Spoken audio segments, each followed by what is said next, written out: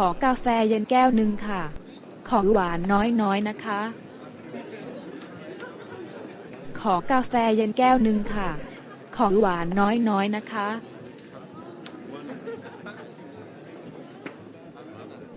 25 บาทค่ะ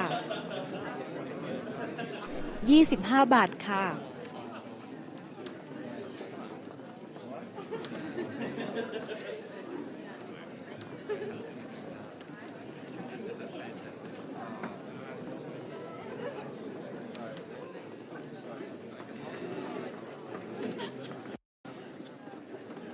สับปะรดกิโลละเท่าไหร่คะสับปะรดกิโลละเท่าไหร่คะ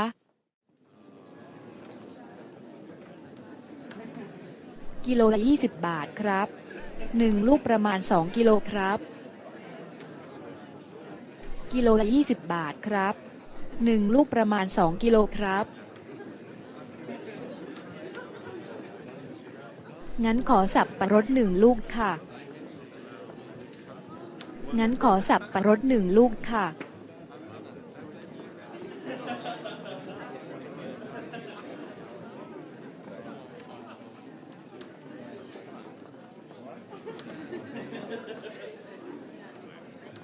ฟักทองกิโลละเท่าไหร่คะฟักทองกิโลละเท่าไหร่คะฟักทองกิโลละ15 บาทค่ะลูกนี้มีน้ำหนัก2กิโลครึ่งค่ะราคา37 บาทฟักทองกิโลละ15 บาทค่ะลูกนี้มีน้ำหนัก2กิโลครึ่งค่ะราคา37 บาทงั้นขอลูกนี้เลยค่ะงั้นขอลูกนี้เลยค่ะ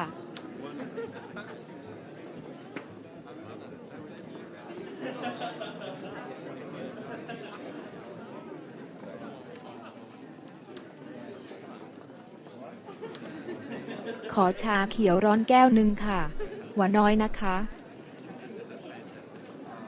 ขอชาเขียวร้อนแก้วหนึ่งค่ะหวานน้อยนะคะ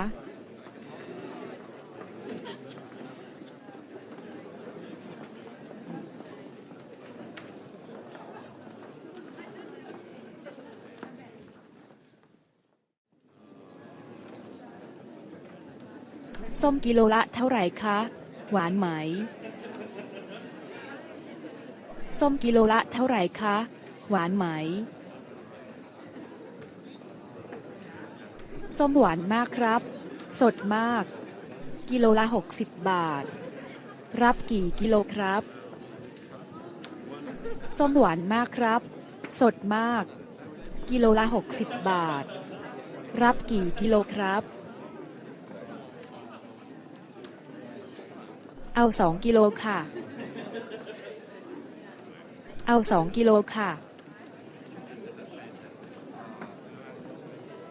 รับอย่างอื่นเพิ่มไหมครับรับอย่างอื่นเพิ่มไหมครับแค่นี้ค่ะขอโทษนะคะห้องน้ำอยู่ที่ไหนแค่นี้ค่ะขอโทษนะคะห้องน้ำอยู่ที่ไหนห้องน้ำไปทางขวามือครับ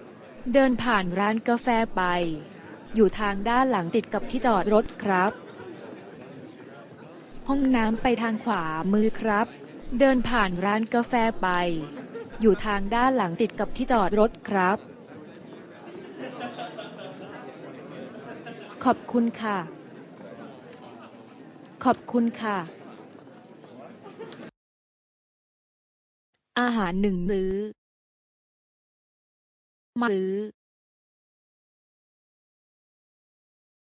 ห้อง1 ห้อง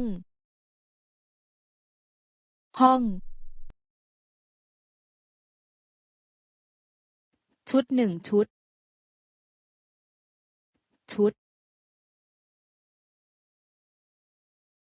ฟักทอง1 ลูก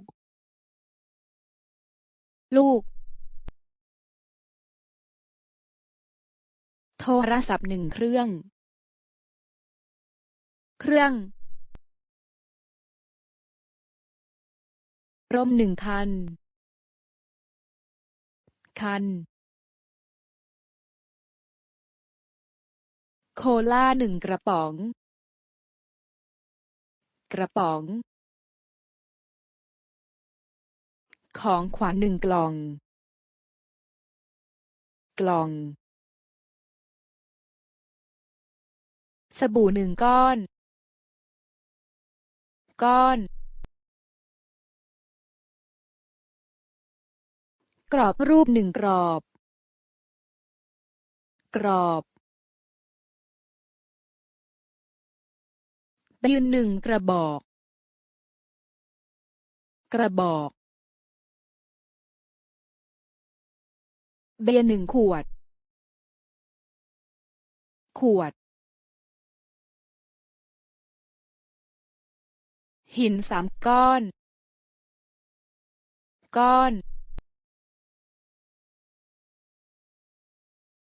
ต้นไม้1 ต้น ต้น ดอกไม้1 ดอก ดอก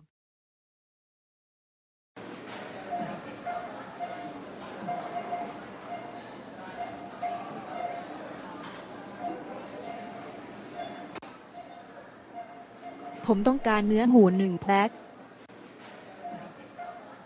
ผมต้องการเนื้อหมู1 แพ็ค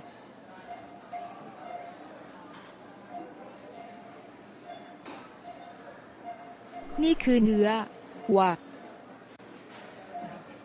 นี่คือเนื้อวัว นี่คือเนื้อไก่ นี่คือเนื้อไก่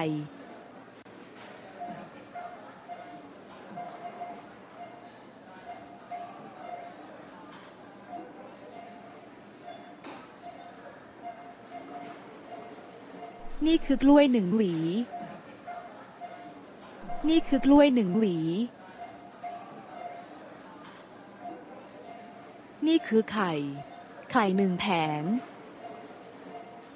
นี่คือไข่ ไข่1 แผง นี่คือปลา ปลา1 ตัว นี่คือปลา ปลา1 ตัว นี่คือองุ่น องุ่น1 พวง นี่คือองุ่น องุ่น1 พวง นี่คือมะม่วง มะม่วง1 ลูก นี่คือมะม่วง มะม่วง1 ลูก นี่คือมะเขือเทศ มะเขือเทศ1 กิโล นี่คือมะเขือเทศ มะเขือเทศ1 กิโล ขอโทษครับ ผมต้องการซื้อขนมปัง ขนมปังอยู่ตรงไหนครับ ขอโทษครับ ผมต้องการซื้อขนมปัง ขนมปังอยู่ตรงไหนครับ ขนมปังอยู่ที่แผนกเบเกอรี่ค่ะ เดินไปทางด้านซ้าย อยู่ใกล้ๆกับแคชเชียร์ค่ะ ขนมปังอยู่ที่แผนกเบเกอรี่ค่ะ เดินไปทางด้านซ้าย อยู่ใกล้ๆกับแคชเชียร์ค่ะ ขอบคุณครับ ขอบคุณครับ